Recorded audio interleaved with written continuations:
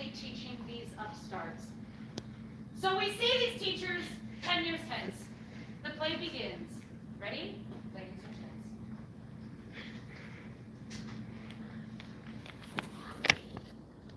What is this, children? Miss Hernandez, how many times have I told you not to draw on that door? Silence in the classroom. Children, notice the detail in this drawing. Notice the aristocratic ears. Oh, the cat jumped over the moon and is gone. You are not to draw on that door again, Miss Hernandez. Will you kindly let me conduct my class as I see fit? But it's time for your children to have recess. Oh, well in that case, class dismissed. Look at those sweet children leave their classroom. Johnny, stop pulling Gertrude's hair. Oh, sweet children, they'll all be great artists someday under my artistic hand. Oh, joy is me, joy is me. You've had a hard day in the classroom. Why not rest a bit? You must be just worn right out. No rest for us teachers. No rest for the art teacher. There's that noisy music teacher. Why can't she just stay in her room and leave me to my art? Now, please be calm, Miss Hernandez. I'm sure that she won't annoy you. To bright to sunshine, we'll turn the gypsy's day from blue to bright to sunshine. Ooh, ooh, ooh, from blue to the bright. Stop. Children, hey, listen here to Miss Brown. Hey, children, how many times have I told you, give me your full power when you sing? Watch me.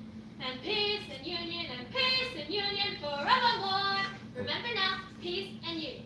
And peace and union and Joy peace is and me. union forevermore. Bring, children. And What is the color harmony? peace and union. Ah. Peace and union forevermore. Bring. And peace and oh, hey, get out of my way. You go back to your room, or I'll get a picture of you standing on your head, and I'll hang it in the hall for everyone to see. You two mustn't fight. Remember, you're all in the same school and you must maintain cooperation. But she's disturbing me. Oh, please, she's always disturbing me. Now sit down. Now remember, not to excite yourselves. Just be calm, be quiet, and everything will be all right.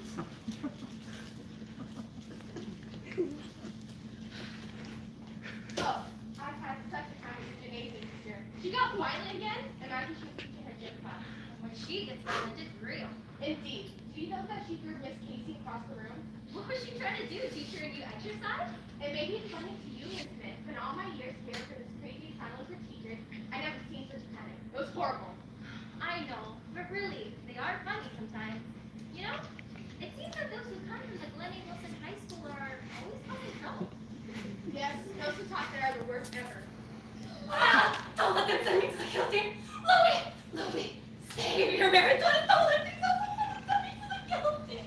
Stop this! You must rest at once! They're calling. They're revolting. Go out of my house. Teacher! What is this wild and unnecessary chatter and noise that I hear? It is echoing and re-echoing into every nook and corner of this building. I, as a principal, must ask you teachers to stop this unseemly noise before it becomes necessary for me to use drastic measures. I Now feel better that be quiet. You mustn't get so excited. who's the principal of the school? You or me? You're the principal, but If I'm the principal, then you must let me conduct my school as I think best. But you see, I'm in charge here. She says she's in charge. She's crazy. She's crazy.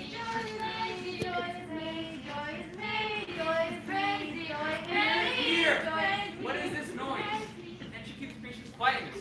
But I don't know what to do about them. They're almost unmanageable. And Miss Jones just told me that she's been having a lot of trouble with some of the others. Well, something will have to be done. Now you two come along with me upstairs. The students are missing their teachers.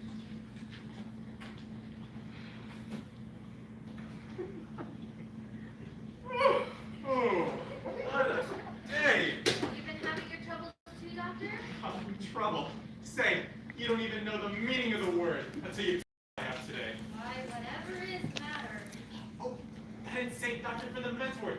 He escaped again, and he came over here to see Miss Gomez. What seems to be the attraction there? They're always escaping from their own buildings and making balls on each other. Well, Years ago, before they were insane, they were in love with each other and soon engaged to be married. And even though they're crazy now, they still seem to remember that. Very sad. Never heard that before. Well, it might be sad if they realized it. But, I mean, they seem perfectly contented with things as they are. Only, of course, that they want to be together more. You know, I was thinking today that if some outsider came in here, they would have a hard time distinguishing between the sane and insane people here. That's about right. But still, we have to humor them and agree with them on their every whim, or, I mean, we'd have more trouble than ever, right? Suppose you wanted to see Mr. Arthur, didn't you, Doctor? Oh, yeah, I mean, but there's no hurry. I think he'll be back in a moment. He's taken two of the patients to their room to try and quiet them. He's so conscientious. Yes, a fine man. Fine head for a place like this. Most anyone else would be crazy like the others inside of a week. Uh-huh, that's about right. I've got something to talk over with them now. I mean, it's rather foolish. I mean, not particularly good practice for a doctor, but medicine and straitjackets and such things don't seem to help. So, yesterday I came upon this thing quite by accident, and I decided it'd be more help than what the doctors are using with their medicine. Why? What is it, Doctor? Oh, okay. I'll tell you. But you can't laugh. You know that bell by the front door is the same sort of bell that the teachers have been used to hearing for years and years of teaching? Habits of a lifetime not easily changed, eh, Doctor? Well, that's just it. I mean, they're so used to the habit of responding to that bell that no matter how violent or manageable they become, they can be made to come to order with the sound of that bell. Splendid, Doctor. Mr. Arthur will be so pleased. Well, I mean, it's no credit to me. I mean, imagine a doctor resorting to something like that. I mean, it'd be rather like admitting defeat. Ain't, not, isn't. Ain't, not, isn't. I'll ring the bell now and show you the effect. He don't, not he doesn't. Ain't, not, isn't. Hello, children. Ain't you looking nice today? You sure does. Well, how was it? It was too funny, Doctor. She was just screaming at her imaginary pupils, and when the bell rang, she quietly called her class to order. That's great. Hello there, Doctor. Mr. Arthur, I've been waiting to talk to you. I wanted to see what could be done about that insane doctor from the other asylum. Oh dear, is he on the loose again? Loose! Loose is right! He's so loose he's about to fall apart. He's broken away from his room 3 times in the last week. And he always comes here to see Miss Gomez, and then the trouble begins. Well, but all we can do is watch him more closely now. What a large order that is. Don't worry about it, Doctor. You're too serious over your work. I was just telling my niece on the letter to her today that I don't know how to do without you. But on the other hand, I don't want you to wear yourself out. Well, that is what I'm paid for, Mr. Arthur. Forget about it. My niece will be here in about 2 weeks. And when she does, I want you to take more time for yourself. And show her a good time, will you? I'd be glad to. That's great. And now, shall we have a look at the 3rd floor, like where I plan to build the sun porch? Yeah, fine. Oh, Miss Smith, will you come along too? Certainly.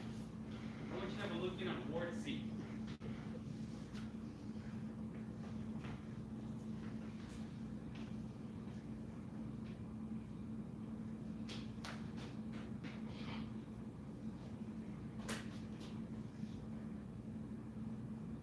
Ain't, not, isn't. Ain't, not, isn't. He don't, not, he doesn't. Ain't, not, isn't. Good morning, good children. The class will come to order. Sit you down. How are we doing today? Shut up. Sit you down. Get away from that desk. You bad girl. Go sit over there.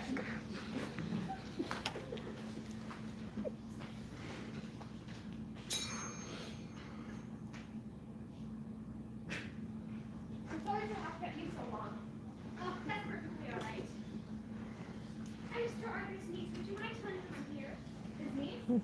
I thought he might be a patient. We're expecting one. Really? Well, most patients look the same as you do. It's hard to tell. I hardly expected such a welcome. Does she look same to you? Yes, isn't she? As crazy as the rest of them. She was an English teacher once.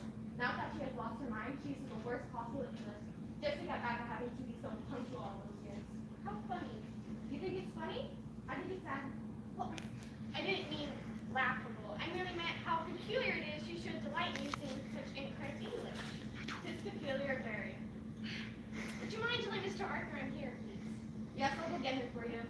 Just stay here. No one will know you. They're perfectly harmless. But if anyone does come in, just humor them. This is a new pupil for you. Teach her something long gone. Don't be afraid. Tell me! What would you say was the definition of a dangling participle? Tell me, Pixie! A dangling participle? Oh, don't know. Ask me another question. Ask you nothing! Say, do you know enough to say eight?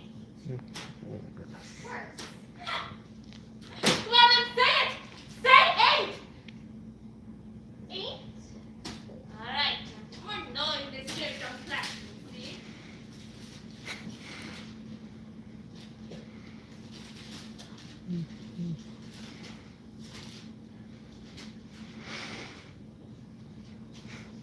Your uncle wasn't expecting you, was he? No, not for about 2 weeks. He looks surprised when I told me you're here. They'll give you down in just a moment. Miss Casey, the class and punctuation's upstairs. Oh, yes! The class in punctuation!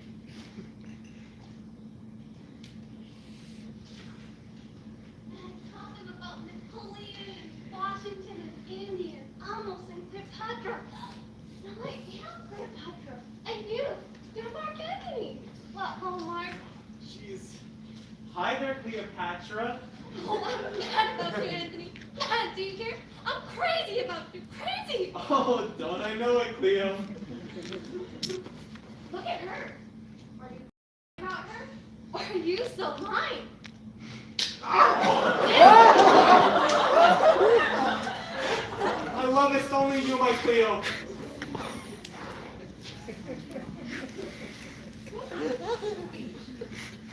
Well, I might be the Queen of Sheba. My angel rival has returned. You're a new recruit for this asylum, aren't you? Yes, Mark. Oh, but I'm not crazy. No, Mark. Come on. Come on, Mark. Leave the Queen of Sheba. I will go crazy. No, stay with me, Mark.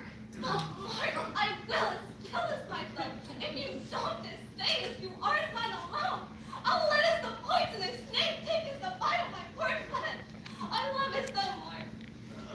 But the Queen of Sheba loves me too. Don't you, Sheba? Well, what must I do? What can I do? Humor you both for one thing. Cleo, you poor soul. And Sheba, you poor creature. Oh, alas, I shall be less seldom to deal with the babe. I shall cut my body into 2 parts and give you each half. Oh, no, not that, Doctor. Oh, that proves it! She'd rather give all of me up rather than harm me. Her love must be the true one, Cleo. My love is as true as the morning sun. Hers is the false. Nay, nay. Oh, Did I not know it? oh, woe is me! Woe is me! You can take him, and leave me to die of the pain of losing him. You're new here, aren't you? I'm Mark Anthony, I am. Oh, alas, poor Sheba, crazy as the rest. I'm not crazy. Oh, no, nobody here is. Mark, die. Oh, nay, Cleopatra. I shall devote my time to you, only you. I shall have no more of the Queen of Sheba. Hear what he says, miserable queen. Me, only me he loves. Oh, sad is my heart. Come, Cleopatra. Let us upstairs fly so that we may carry our love to higher places. Farewell, Sheba. See you around. Of course, I'm coming back. Oh, great big stairs will climb. To feast in love sublime. Square? Yes, Mr. Arthur will be down in just a moment. Thank you. He was sorry to be so long, but there's so much to do here always. I should think so. I've just been humoring 2 pages myself, and if they're all like that, he shall deliver me from such work. Did they annoy you? Not at all. I felt sorry for them, especially the man. He seemed almost sane at times. Of course, he thought I was insane because I was humoring them like the other nurse told me to do. If it was a man, it must have been that insane doctor from the men's ward. His name is J. Manchester Sullivan, and woe to anyone who does not call him by his full name. I didn't call him that. The woman he was with seemed to think he was Mark Anthony. And he quite agreed, so that's what I called him. It's a good thing Miss Gomez wasn't there to see them. She is very jealous of her Dr. Sullivan. Is it dangerous for them to be upperclassed? No, none of them are vicious. Of course, the doctor shouldn't be up here, but if they've gone upstairs, they'll catch him. Miss Jones and your uncle are both up there. Florence, my little niece. How are you, dear? Oh, Uncle, great to see you. And you're all grown up now, aren't you? Well, you didn't think I'd stay small forever, did you? I'm afraid I did. We'll come